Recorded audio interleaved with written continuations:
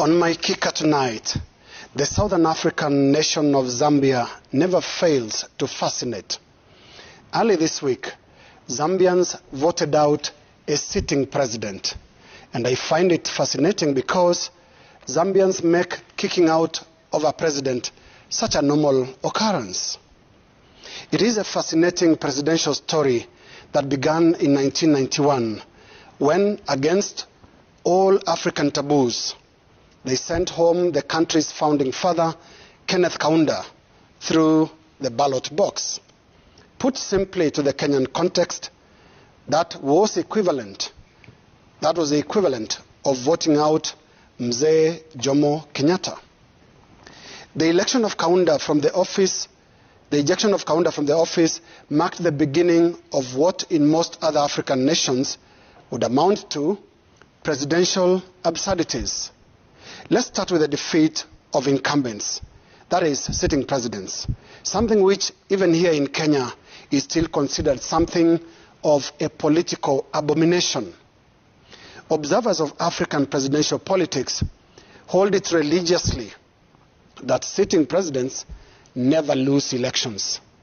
But some are even bold enough to attribute the trend correctly to the force of state power and not the power of the ballot. But Zambia seems to be defying those trends with impressive regularity. Technically, Edgar Lungu is the third sitting Zambian president to be sent home. Before him, there was President Rupia Banda, who was dispatched by opposition leader Michael Sata. And of course, the first electoral kick went to the country's first president, Kenneth Kaunda. President Edgar Lungu, who was defeated early this week, embodied the dirty tricks associated with incumbency in African politics. President-elect Hakainde Hichilema was his long-time rival, a man he had so narrowly defeated in 2016 with just about 100,000 votes. President Lungu sent Hichilema Hakainde to jail for 4 months in 2017, having slapped his opponent with incumbency's dirtiest charge, treason. And tonight, power is about to move from jailer to his former prisoner. In other absurdities not associated with presidential politics in Africa, 2 presidents have died in office in Zambia, and seamless as well as peaceful transfer of power have followed in typical Zambian casualness. Vice President Rupia Banda was sworn in president when President Levi Mwanawasa died, and Vice President Guy Scott, a white man of Scottish descent, became acting president when President Michael Sata died in office. Guy Scott, white, Scotland, president, only in Zambia. And now, to the next president of Zambia, Hakainde Hichilema. He finally made it, but only after a whole 5 attempts. One thing that stood out about his campaign, Hichilema always told his true story, and I mean a verifiable story.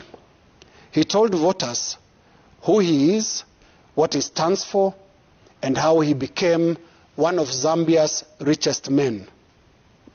In a brutal campaign ad, he drew parallels with his competitor, parallels based on verifiable information.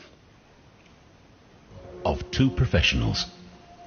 2 professionals were hired by the MMD government to help with the privatization of parastatal companies. One was a valuations expert, and the other one was a lawyer drafting the contracts of sale. They both generated hefty service fees legally and legitimately for their work. One used the money he made to buy cattle, land and stocks in companies.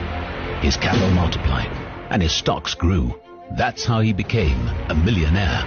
The other one spent all his money in bars and nightclubs.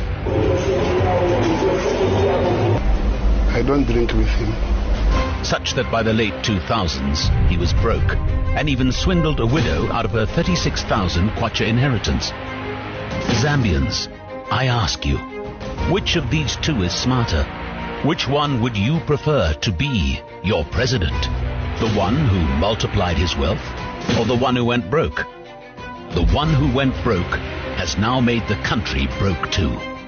Do you want to continue with 5 more years of suffering, or do you want someone who will bring prosperity to the country? Vote for HH as president. There you are. After 5 attempts, Hakainde Hichilema, who sold his verifiable story to voters, will be sworn in the 8th president of Zambia on Tuesday next week. That is my kicker.